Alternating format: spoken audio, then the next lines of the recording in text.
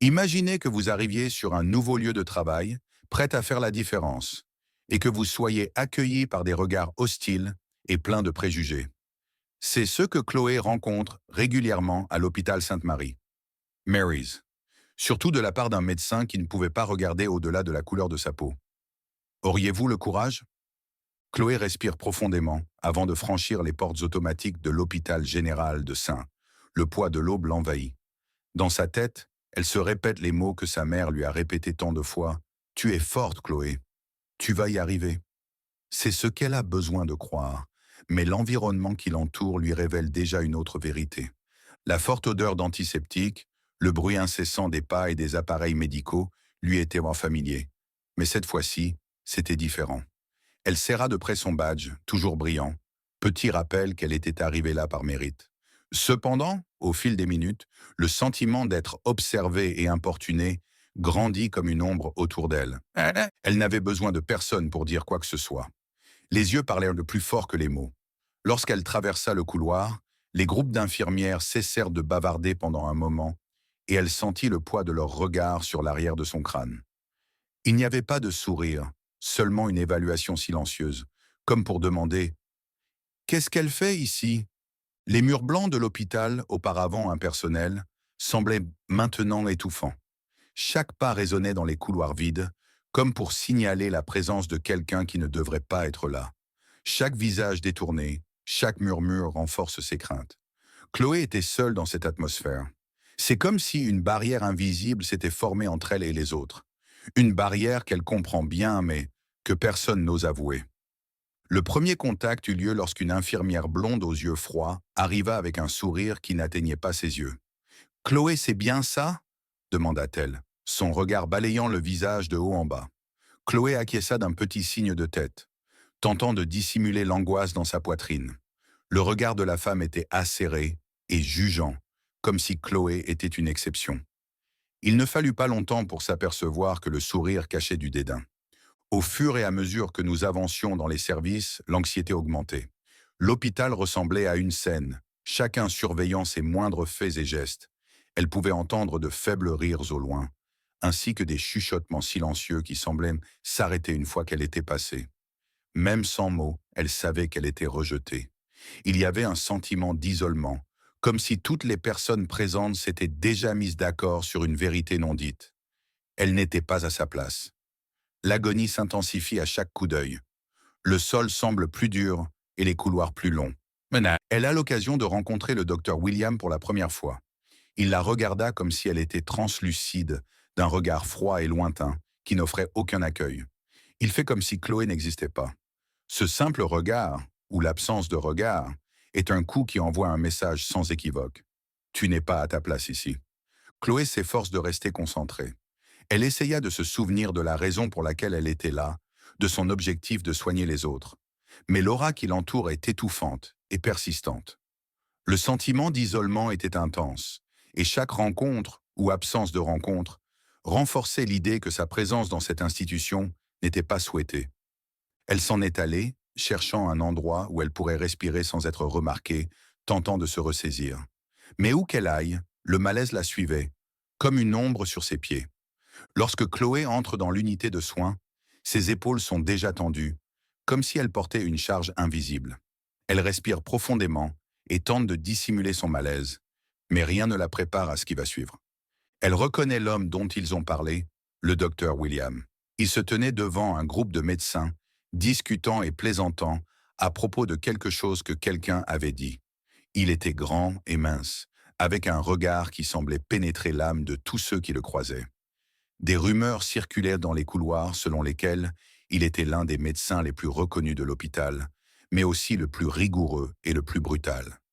Et d'après ce que Chloé avait entendu, il n'aimait pas les étrangers, en particulier ceux qui étaient moins comme elle. Sans grand choix, Chloé s'est approchée de lui. Elle devait se présenter, montrer sa volonté d'apprendre et de collaborer au sein d'une équipe. Mais dès qu'elle s'est approchée du groupe, l'atmosphère a changé. Les rires s'estompèrent, et les expressions autrefois faciles devinrent froides et pleines de jugement. Elle comprend ce que cela signifie. «William», commença-t-elle, essayant de maintenir un ton stable malgré sa gorge sèche. «Je suis Chloé Parker, la nouvelle infirmière. Il se retourna lentement, l'étudiant de haut en bas, comme s'il examinait une chose étrangère. L'immobilité qui s'ensuivit sembla durer une éternité. Chaque seconde sans réponse était un fardeau sur ses épaules. Lorsqu'il ouvrit enfin la bouche, le mépris dans sa voix ne pouvait être ignoré.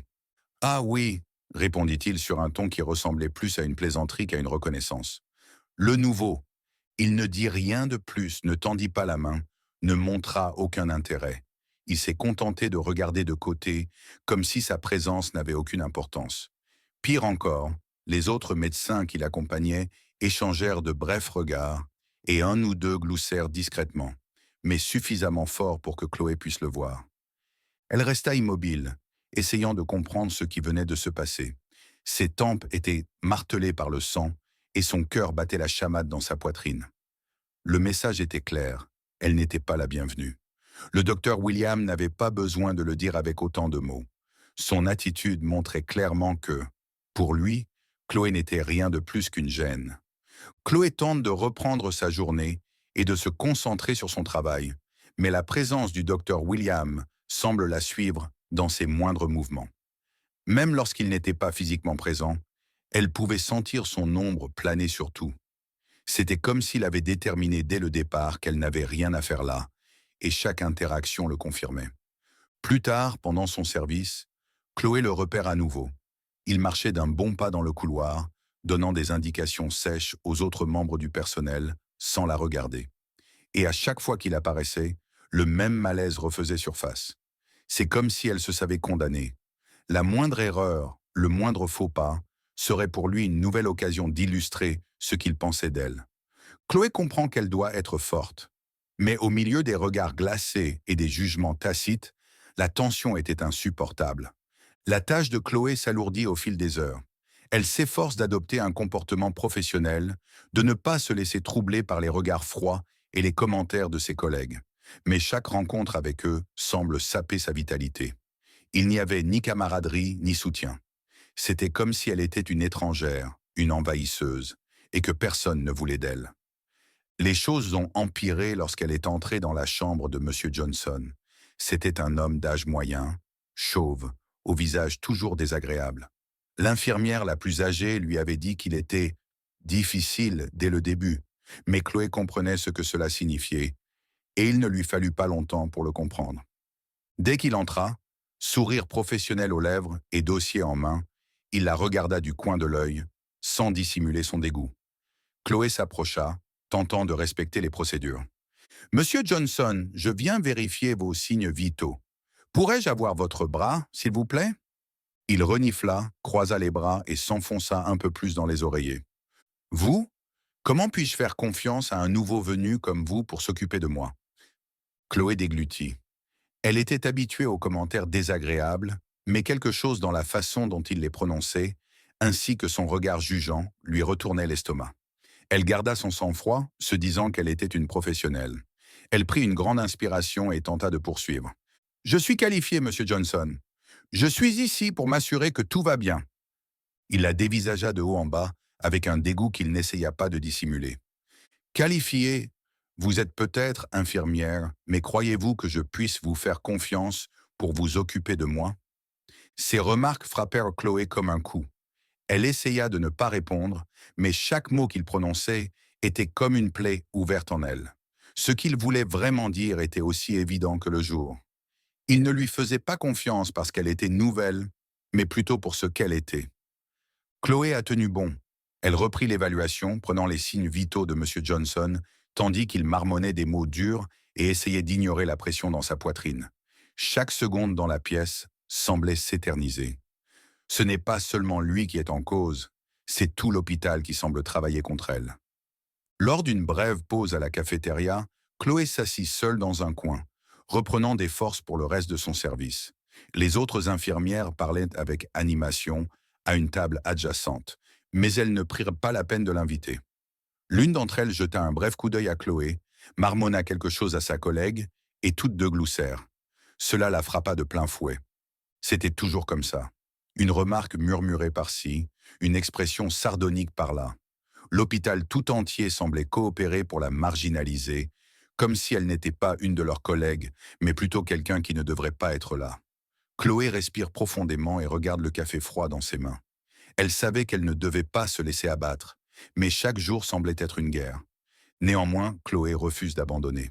Elle était là pour une raison, un but plus important. Le bien-être des patients est ce qui compte le plus.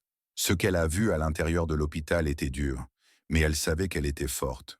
Et peu importe le poids des regards et des commentaires, Chloé s'accroche à sa force, gardant la tête haute alors que tout ce qui l'entoure tente de l'abattre. L'hôpital semble être une forteresse hostile, mais Chloé trouve un peu de réconfort un jour ordinaire, après une garde particulièrement longue. Elle venait de voir M. Edwards, un homme âgé avec un vrai sourire et une gentillesse qu'elle ne s'attendait pas à voir dans cet environnement. Il l'a traitée avec une gentillesse qu'elle n'avait jamais connue de la part de personne d'autre. En ajustant les oreillers et en examinant ses signes vitaux, il la regardait sans porter de jugement. Ce n'était qu'une expression de respect. Elle ne s'attendait plus à recevoir ce genre de respect. « Vous êtes la nouvelle infirmière, n'est-ce pas ?» demanda-t-il, la voix rauque mais forte. Chloé acquiesça, ne s'arrêtant pas trop longtemps sur sa réponse. Elle avait appris à être pragmatique et à ne pas anticiper les relations positives dans l'établissement. Mais M. Edwards continua à parler, et ses mots brisèrent le silence glacial qu'elle redoutait.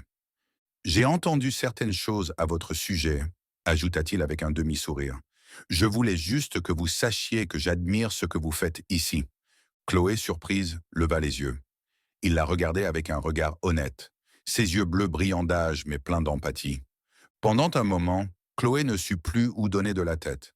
Elle n'avait pas l'habitude d'entendre des mots d'encouragement. « Merci, Monsieur Edwards, » dit-elle doucement, sentant le poids de ses paroles.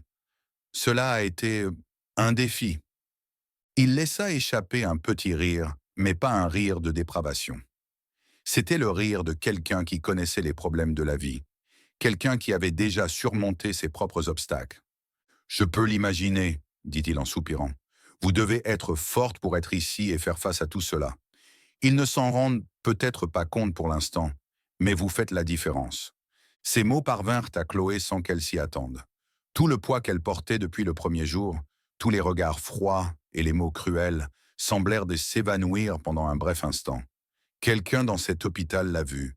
Quelqu'un a regardé au-delà de la couleur de sa peau, derrière les préjugés cachés. Dans les jours qui ont suivi, les visites à M. Edwards ont été le point culminant de son service. Il l'accueillait toujours avec un sourire bienveillant et lui offrait des mots d'encouragement, comme s'il pensait qu'elle en avait besoin. Et elle en avait besoin. C'était comme si ces discussions apportaient à Chloé le répit dont elle avait tant besoin dans la tempête qui s'élevait autour d'elle. Il parlait de la vie, de ses expériences, et écoutait Chloé avec une attention que personne d'autre dans la pièce n'avait. Plus qu'un patient, il était devenu un confident, un partenaire inattendu, au milieu de tant de luttes silencieuses. Chloé a compris qu'elle n'était pas aussi seule qu'elle le pensait. Les commentaires directs de M. Edwards lui ont rappelé qu'elle avait une raison d'être à l'hôpital. Même si l'hôpital a tenté de la briser, même si le docteur William et ses collègues l'ont abandonnée, elle a refusé d'abandonner. Après tout, quelqu'un reconnaissait sa valeur. Et à l'époque, c'était suffisant pour entretenir sa flamme. L'hôpital fonctionnait à son rythme habituel, avec des patients qui arrivaient et repartaient, et le bourdonnement constant des moniteurs qui remplissaient l'air. Chloé est habituée à ce rythme soutenu. Mais ce jour-là, quelque chose attire son attention.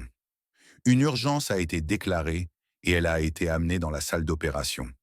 Son pouls s'accélère, non seulement en raison de la gravité de la situation, mais aussi parce qu'elle sait qui sera présent. Le docteur William. L'anxiété règne dans la pièce. Le patient est un homme d'âge moyen dans un état critique. Chloé et d'autres infirmières préparaient dans l'équipement lorsque le docteur William est arrivé. Il ne l'a pas regardé directement, comme il le faisait d'habitude, mais a donné des instructions rapides et sèches à l'équipe. Chloé tente d'ignorer la douleur. L'objectif était de sauver la vie de cet homme. Tout se passe comme prévu jusqu'à ce que Chloé remarque quelque chose d'inhabituel en vérifiant les signes vitaux du patient. Le niveau d'oxygène du patient a chuté très rapidement. Son teint, auparavant pâle, commence à devenir bleu, signalant que quelque chose ne va pas. « William, son niveau d'oxygène baisse rapidement, » dit Chloé, essayant de garder une voix calme malgré l'urgence évidente. William n'y prêta pas attention. Il continua simplement le traitement, comme si de rien n'était. Je sais ce que je fais, dit-il sur un ton de mépris et d'irritation, sans même tourner la tête vers elle. Mais Chloé sentait que quelque chose n'allait pas. Cet homme était sur le point de s'effondrer, et elle ne pouvait pas rester là, à regarder passivement tout se briser devant elle. Elle s'est rapprochée, regardant les chiffres sur les moniteurs s'effondrer. La tension montait, mais elle ne pouvait pas laisser l'orgueil du docteur William mettre cette vie en danger. Chaque seconde comptait. Chloé réalisa que si elle n'intervenait pas, le patient n'aurait aucune chance. William, répète-t-elle, cette fois avec plus de force, nous devons augmenter l'administration de fluide maintenant, ou il ne s'en sortira pas. L'immobilité de la salle d'opération s'intensifie. Tout le monde s'arrêta un moment, sentant la tension qui régnait entre les deux hommes. William se retourna lentement, les yeux remplis de rage. « Vous pensez en savoir plus que moi, infirmière ?» Chloé sentit la panique remonter le long de sa colonne vertébrale, mais elle refusa de reculer. Elle ne pouvait pas. Il ne s'agissait pas d'elle.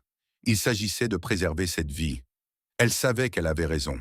« S'il vous plaît, supplia-t-elle, le regard fixé sur les moniteurs, vérifiez les indicateurs. Il est en train de décompenser. Si nous n'agissons pas maintenant, il va mourir. » Les yeux du docteur William changent brièvement. Il savait que les statistiques étaient là, mais sa fierté l'empêchait d'agir. Chloé pouvait presque sentir son conflit interne, son refus d'admettre qu'elle, la débutante, l'infirmière qu'il détestait tant, pouvait avoir raison.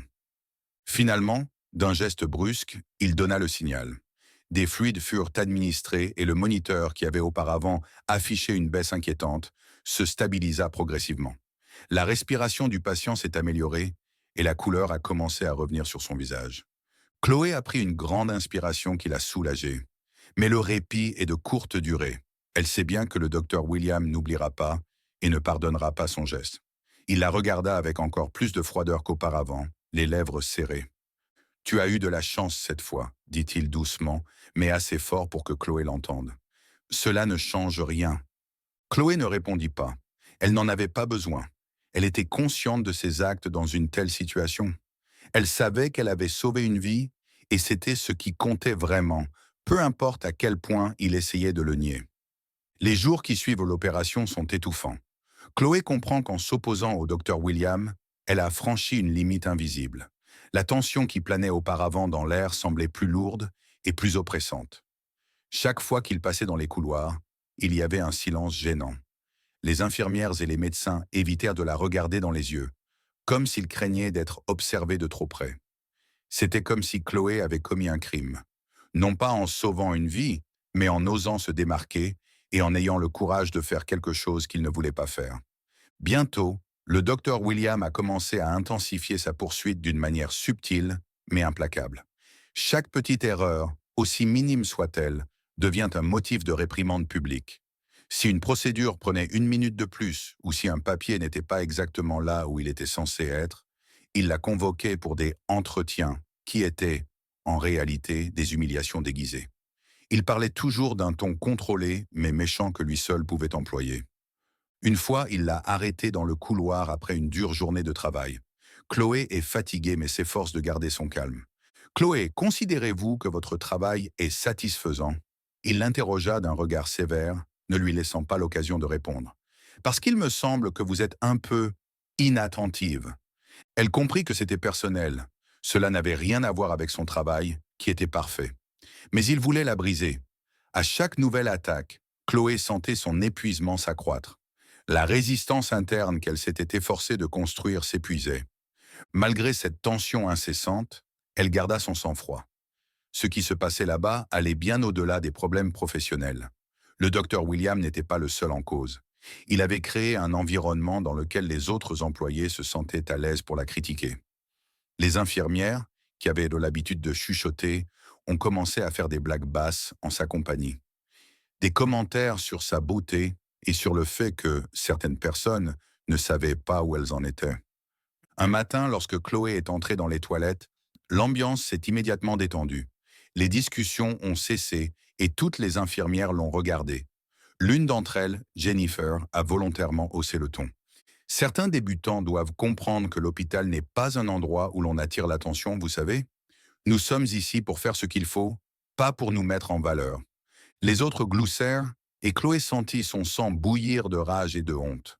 Elle se rendit compte qu'il s'agissait d'elle, mais elle fit semblant de ne pas entendre. Elle devait le faire. Elle ne pouvait pas leur donner la satisfaction d'assister à sa disparition. Mais intérieurement, elle était sur le point d'exploser. Lorsque Chloé est rentrée chez elle, qu'elle a enlevé son uniforme et qu'elle s'est regardée dans le miroir, le poids de tout cela l'a finalement frappée. Certains jours, elle se demandait si tout cela en valait la peine. Chaque jour à l'hôpital lui semblait être une lutte, et elle était épuisée de se battre. La voix de sa mère, qui lui avait donné de la force auparavant, lui paraissait désormais lointaine. Chloé voulait croire qu'elle était assez forte, mais la tension permanente créait des cicatrices. Non pas corporelles, mais internes. Elle en porte les marques seule, sans personne à qui se confier. Mais même au milieu d'une telle misère, quelque chose en elle refusait d'abandonner. Parfois, elle arrivait à l'hôpital déterminée à montrer, non pas à eux, mais à elle-même, qu'elle méritait d'y être. Elle savait que la lutte était injuste, que tout était joué contre elle. Mais il y avait une flamme qui ne s'éteignait pas. La journée ressemblait à n'importe quelle autre. Chloé, fatiguée, poursuivait sa routine à l'hôpital, mais le poids de l'environnement désagréable rendait chaque travail plus difficile. Elle se retient, résiste à l'impression continuelle d'être jugée. Les mots du docteur William résonnent dans sa tête et les rires étouffés de ses collègues résonnent à ses oreilles. Mais quelque chose est sur le point de changer. Chloé se rendit dans la chambre de M. Edward pour sa visite régulière. Il l'accueillait toujours avec un sourire sincère et un mot de réconfort, et Chloé en avait plus que jamais besoin. Cependant, en entrant, elle vit quelque chose d'étrange. L'atmosphère semblait plus tendue, mais pas à cause de M. Edward. Il était assis sur le lit, la posture plus raide que d'habitude, et ses yeux avaient une lueur qu'elle n'avait jamais vue auparavant. Chloé, poursuivit-il d'un ton plus ferme que d'habitude, je dois te parler de quelque chose d'important. Elle sentit un nœud se former dans ses tripes. À chaque visite, il parlait toujours de la vie et des difficultés qu'elle rencontrait à l'hôpital. Mais il y avait dans l'air une gravité qui la mettait sur les nerfs. Avant qu'elle ne puisse répondre, la porte de la chambre s'ouvre inopinément et le docteur William entre, rejoint par d'autres médecins. Il regardait souvent Chloé comme si elle était gênante, mais cette fois-ci, son attitude était plus tendue, comme s'il sentait que les choses étaient hors de contrôle. « Chloé, que se passe-t-il ici ?» Le docteur William poursuit, la voix dure comme toujours. « Vous ne devriez pas être ici en ce moment. » Mais avant que Chloé ne puisse essayer de comprendre ce qui se passe, M. Edwards intervient. « En fait, docteur William, poursuit-il, la voix ferme et autoritaire, je crois que c'est à moi de poser cette question. Après tout, je suis le PDG de l'hôpital. » Le silence qui s'ensuivit fut assourdissant. Chloé a du mal à comprendre ce qu'elle vient d'entendre. M. Edwards, l'homme qu'elle avait traité comme n'importe quel autre patient, était en fait responsable de toute l'opération. L'homme qu'elle croyait n'être qu'un confident était en fait celui qui avait la capacité de tout changer. Le docteur William pâlit. Pour la première fois, Chloé vit la supériorité et l'arrogance disparaître de son visage, remplacée par la terreur. « Quoi ?» Le docteur William marmonna, essayant de garder son sang-froid, mais manifestement ébranlé. « Qu'est-ce que vous voulez dire? Êtes-vous le PDG ?» M. Edwards s'est levé du lit sans bruit, mais il a agi avec autorité. Il ignora totalement la présence du docteur William et traita Chloé avec le même niveau de respect qui lui avait toujours permis de se sentir reconnue et appréciée. « Chloé, ajouta-t-il avec un petit sourire, je veux que tu saches que j'ai été témoin de tout. J'ai vu comment tu as été traitée ici, et ce n'est pas acceptable. Tes capacités, ton courage, tu mérites tellement mieux que ça. » Chloé était envahie par le soulagement et l'émotion, ce qui l'empêchait de parler. C'était comme si le poids qu'elle portait depuis le premier jour se dissipait soudainement. Quelqu'un avait enfin vu. Non seulement il voyait, mais il avait aussi le pouvoir de changer les choses. M. Edwards s'est ensuite adressé au Dr William, qui est soudain apparu plus petit et moins sûr de lui. « William, ce que vous avez fait ici ne va pas continuer. J'ai été témoin de la façon dont vous avez traité Chloé, et vos interactions avec d'autres employés ont également été documentées. Vous êtes actuellement suspendu et vos pratiques hospitalières feront l'objet d'une enquête. Chloé observe le visage du docteur William se décomposer. Il n'a plus la supériorité qu'il avait auparavant. Il n'est plus qu'un individu parmi d'autres qui devra faire face aux conséquences de sa conduite. Le réconfort que Chloé a ressenti à ce moment-là était presque inimaginable. Des années de colère, d'humiliation et de résistance semblaient enfin porter leurs fruits. Monsieur Edwards regarde à nouveau Chloé, les yeux pleins d'empathie. Vous n'êtes plus seul dans cette situation. Les choses sont sur le point de changer et vous en ferez partie. À ce moment-là, Chloé a cru que la justice commençait enfin à être rendue. Les jours qui ont suivi la suspension du docteur William ont été marqués par un changement notable à l'hôpital général de Sainte-Chloé, a senti l'ambiance autour d'elle changer, comme si l'air, auparavant chargé de haine, commençait à s'éclaircir. Cependant, ce qui s'est passé ensuite a surpris Chloé d'une manière qu'elle n'aurait pas pu prévoir. Elle est convoquée à une réunion avec M. Edwards, cette fois non pas à l'hôpital, mais dans son bureau. Le même homme qu'elle avait traité comme un malade lui demandait maintenant de servir en tant que leader. Chloé s'adapte encore à sa nouvelle réalité lorsqu'elle entre dans la pièce. Depuis qu'il a révélé son véritable statut de PDG, M. Edwards n'a cessé d'insister sur l'importance de la jeune femme pour la transformation à venir.